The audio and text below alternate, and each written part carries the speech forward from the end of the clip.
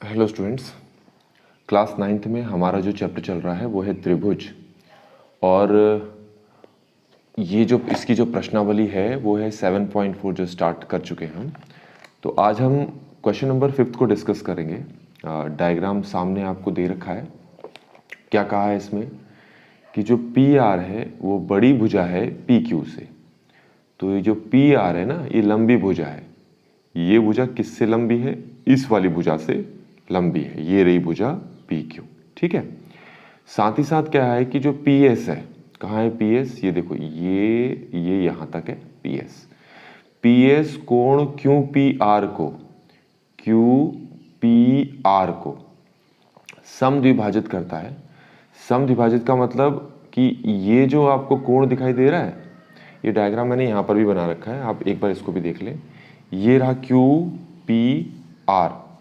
तो ये जो कोण है ना, इसने क्या किए हैं, दो हिस्से कर दिए हैं। एक हिस्सा ये दिख रहा होगा, एक हिस्सा ये दिख रहा है आपको, ठीक है। मैं इसमें भी आपको समझा देता हूँ। ये इस टाइप से है, ये है पी क्यू आर, और ये है बच्चों, देखो ये रहा वो कोण, ये दिख रहा है ये कोण। तो यहाँ से एक लाइन हमने ड्रॉ की और इसका नाम हो गया पी एस। तो इस लाइन ने क्या किया, इस पूरे कोण के दो हिस्से कर दिए। एक हिस्सा ये है, एक हिस्सा ये है। तो हमसे कहा है कि ये, क्योंकि ये समद्विभाजित कर रहा है, तो इसका मतलब ये वाला कोण इस वाले कोण के क्या होगा, बराबर होगा। ठीक हो गया।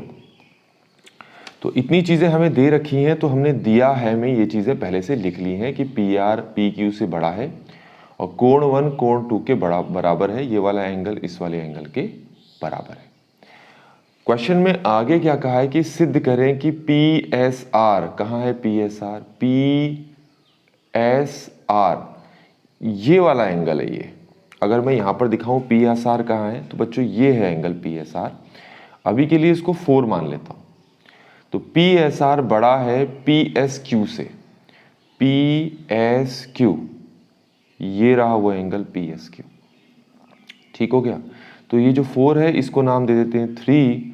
तो पी एस आर जिसका नाम मैंने 4 रख लिया है, वो बड़ा है पी एस क्यू जिसका नाम मैंने 3 रख लिया है। तो मुझे ये सिद्ध करना है कि ये वाला एंगल इस वाले एंगल से बड़ा है।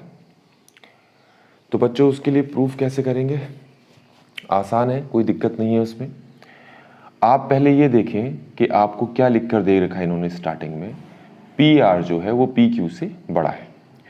तो इसके लिए हम त्रिभुज पी क्यू आर को पहले ले लेते हैं। त्रिभुज पी क्यू आर में आपको ये दे रखा है कि ये जो पी आर भुजा है, ये रही भुजा पी आर भुजा जो है वो बड़ी है पी क्यू भुजा से।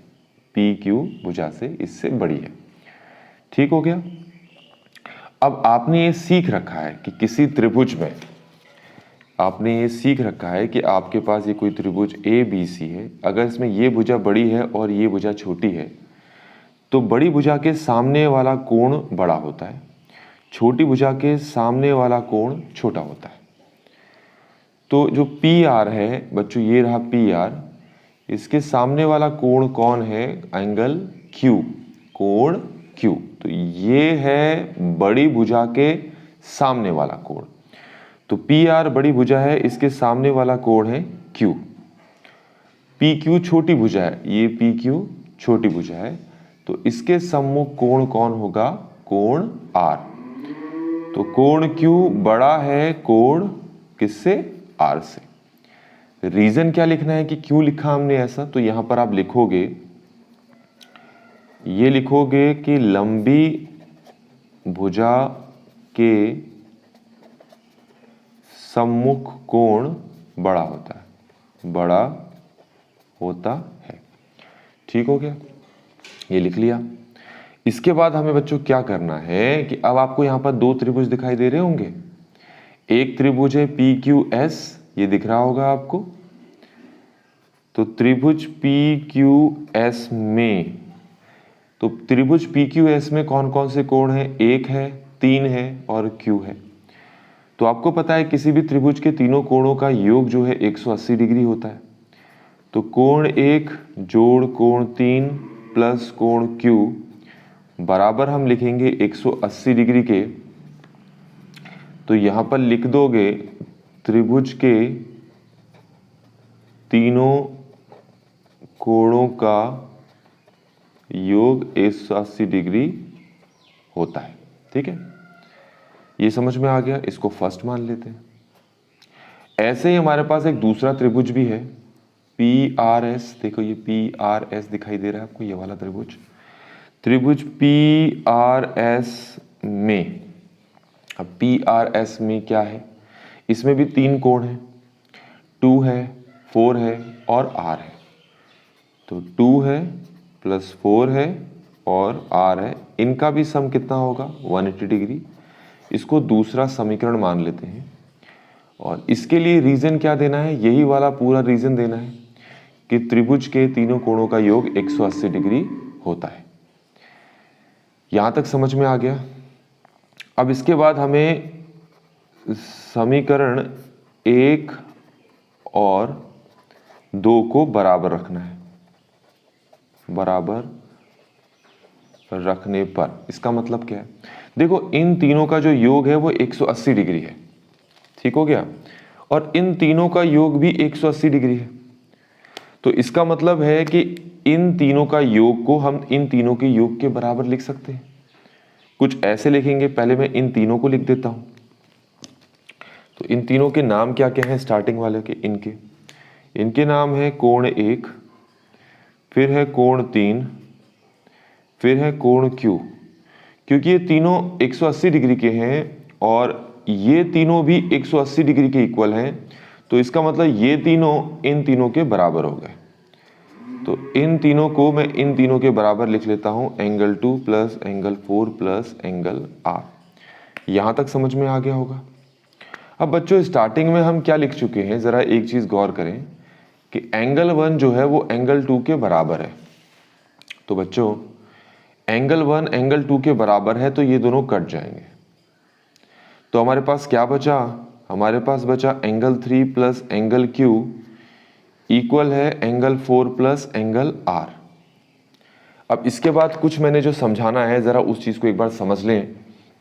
बच्चों आपको ये पता है कि जैसे 6 प्लस 4 क्या होता है आपके पास 10, और 3 प्लस 7 भी आपके पास क्या होता है 10। तो मैं 6 प्लस 4 को 3 प्लस 7 के इक्वल लिख दूं तो कोई फर्क नहीं पड़ता है। इक्वल का यही मतलब है।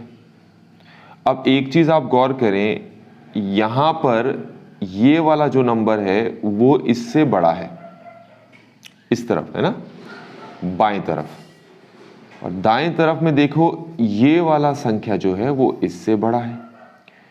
इसका मतलब है कि अगर कोई समीकरण दे रखा है और समीकरण में बाएं तरफ 2 पद दे रखे हैं और दाएं तरफ भी 2 पद दे रखे हैं, तो बाएं तरफ दोनों में से कोई एक जो है वो दाएं तरफ किसी एक संख्या से बड़ा है, तो फिर दाएं तरफ का भी एक संख्या बाएं तरफ की एक संख्या से बड़ा होगा, तभी समीकरण माना जाएगा। अब जरा यहां पर मैं क्या समझा रहा हूं जरा इसको देखें। ये लिख लिया। अब बच्चों आप ये देखो, स्टार्टिंग में आपको पता है कि एंगल 4 जो है वो एंगल 3 से बड़ा है। ये एंगल 4 जो है वो इससे बड़ा है, ठीक है। एंगल 4 किससे बड़ा है, एंगल 3 से। तो ऑटोमेटिकली कुछ इसमें बताने की जरूरत नहीं है कि जो एंगल Q होगा, कोण Q होगा, वो किससे बड़ा हो जाएगा, फिर एंगल R से।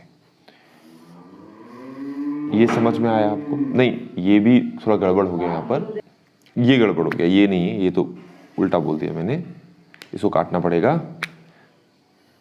हाँ यहां पर देखिए, हमें पता है, ये देखो जरा कौन बड़ा है, एंगल Q एंगल R से बड़ा है। तो इसमें देखें कि एंगल Q किससे बड़ा है, एंगल R से। ये दिया है, दिया का मतलब हमने ऊपर सिद्ध किया है, सिद्ध किया ऊपर, ठीक है। तो एंगल Q एंगल R से बड़ा है, तो बाएं तरफ का जो एक हिस्सा है वो दाएं तरफ के एक हिस्से से बड़ा है। तो अब दाएं तरफ का एक हिस्सा बाएं तरफ के एक हिस्से से बड़ा होगा, तभी समीकरण माना जाता है। तो हम कह सकते हैं कि एंगल 4 किसके बराबर होगा, एंगल 3 के। तो इस तरीके से बच्चों हमने इस क्वेश्चन को यहां पर कंप्लीटली सॉल्व कर लिया है। Thanks for watching.